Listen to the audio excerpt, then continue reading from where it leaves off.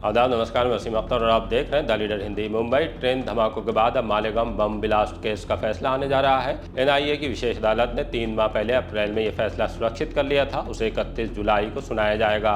ये मामला इस वजह से महत्वपूर्ण है क्योंकि मालेगांव धमाकों के बाद भगवा आतंकवाद के लफ्ज़ का इस्तेमाल हुआ।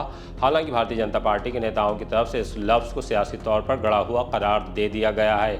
मालेगांव केस में भाजपा की पूर्व सांसद साध्वी प्रज्ञा सिंह ठाकुर का नाम सामने आया था, जिन्हें एटीएस ने आरोपी बनाया था। तब ये मामला हाई प्रोफाइल हो गया था।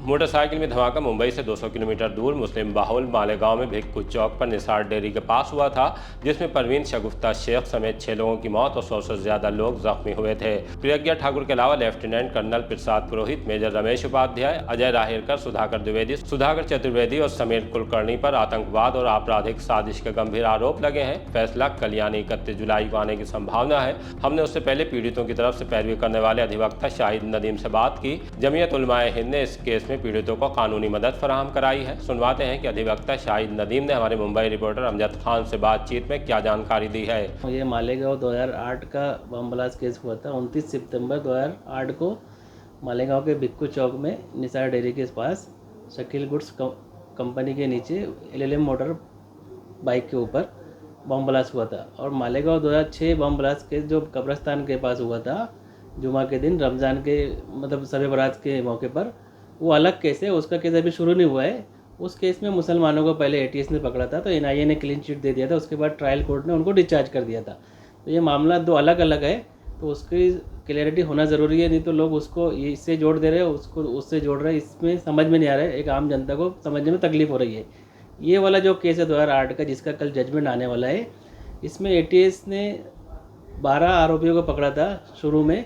उसके बाद 5 आरोपी उसमें से डिस्चार्ज हो गए 2018 में। और 18 में जब चार्ज फ्रेम हुआ तो साध्वी प्रज्ञा सिंह ठाकुर, कर्नल पुरोहित, समीर कुलकर्णी, मेजर उपाध्याय, अजय रायकर और उसमें स्वामी चतुर्वेदी, ऐसे 7 आरोपियों के खिलाफ में चार्ज फ्रेम हो गया, केस चला। इसमें 323 सरकारी गवाह ने बयान दिया। इसमें से 37 गवाह अपने साबका बयान से मुनरिफ हो गए, मतलब हॉस्टाइल डिक्लेयर हो गए।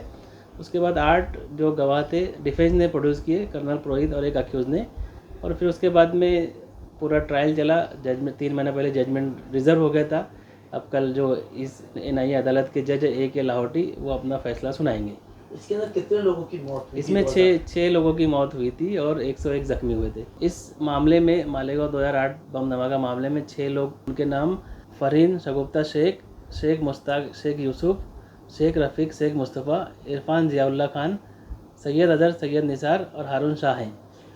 ये बताइए कि लोगों को ये भी लग रहा है कि एटीएस की जांच जो थी एनआईए के पास गई थी और कोर्ट के अंदर किस तरीके का मामला? ये 2008 में बम ब्लास्ट होने के बाद रियासती दहशतगर्द दस्ता, जिसे हम ATS कहते हैं, उन्होंने ये मामले को अपने हाथ में लिया और 2011 तक इसकी तफ्तीश उनके हाथ में रही। और उन्होंने फिर मुलजिमिन के खिलाफ में चार्जशीट भी फाइल की। उसके बाद सरकार बदलने के बाद मरकज़ में ये मामला एनआईए के पास गया।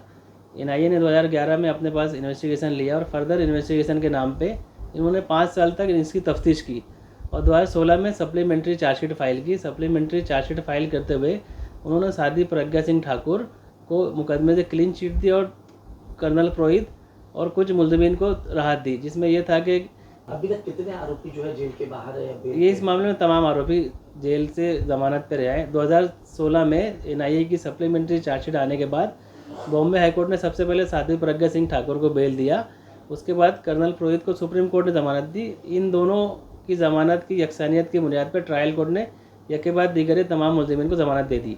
जख्मी हुए, कल जो है इंसाफ आ पाएगा कि नहीं आ पाएगा, क्या लगता है आपको? जितने जो इंसाफ पसंद तबका है, बम धमाका मुतासर है, उनका तो अदालत के ऊपर पूरा एतमाद है। और डे फर्स्ट से उन्होंने अदालत के ऊपर पूरा 100% अपना यकीन भी रखा हुआ है। और उन्होंने हमेशा से अदालत से ही गुजारिश की है कि उनको इंसाफ दें। उनको सिर्फ अदालत ही इंसाफ दे सकती है, ऐसा हमको लगता है। देखिए, फैसला कुछ भी आता है तो क्या आने वाले वक्त में आप लोग जमीयत उलमा और ये सरकार की तरफ से कुछ अपील वगैरह, क्योंकि हमने देखा बहुत सारे ऐसे ब्लास्ट के केस में कोई अपील नहीं, इसमें तो जो भी फैसला आए, अगर फैसला बम धमाका मुतासरीन के खिलाफ में आता है तो वो उनके पास भी राइट है लीगल अपील करने का। सरकार भी अपील कर सकती है। अगर मुलजिमीन के हक़ में नहीं आता है तो मुलजिमीन भी कर सकते हैं। तमाम जो लीगल ऑप्शन है वो सब लोगों के लिए खुले हुए हैं। अब वो कल के फैसले के बाद ही डिसाइड होगा क्या होता है।